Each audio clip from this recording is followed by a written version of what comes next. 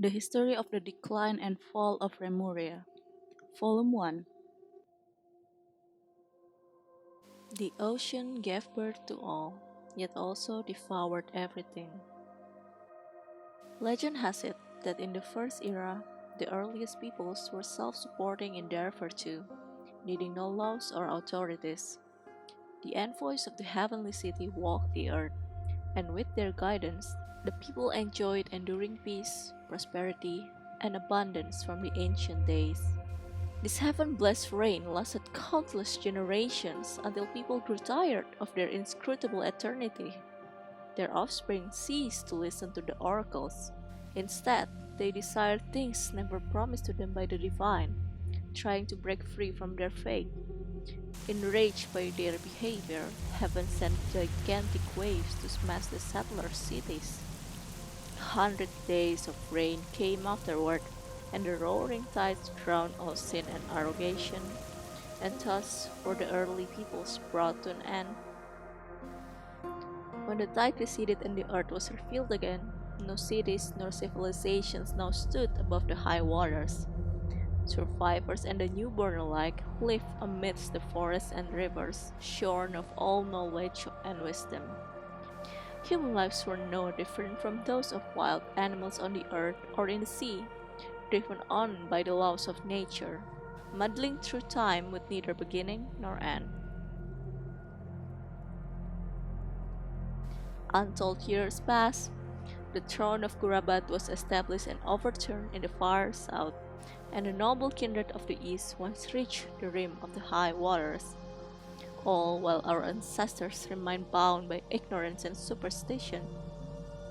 Civilizations and order were finally restored to the land named Fontaine the day the great King Remus descended upon Meropis in his golden fortuna. He taught people how to farm and raise crops in the land, and build temples and cities with giant rocks to house the people. Most importantly, it was he who spread the beauty of music and art, which differentiated humans from other living things, causing them to see themselves as masters of all things. With his immortal fleet, Remus conquered all the islands on the high waters. Even the great dragon beneath the abyssal depths submitted to his power. Those were the best days since the end of the earliest peoples, and eternal prosperity seems so near at hand.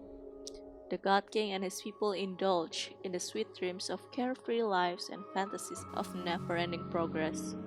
However, the seers prophesied discord. The greatest empire will face the most utter destruction, and this is Fortuna.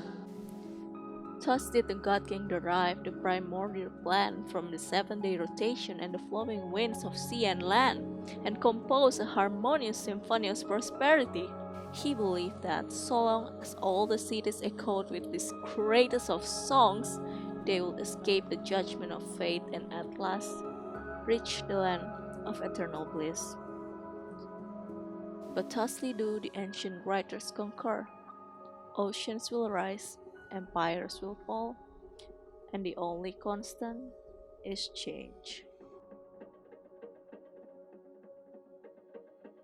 It is said that the great scholar HYWenHei wrote this epic historical work concerning the ancient Remurian civilization in the early years of the founding of Fontaine.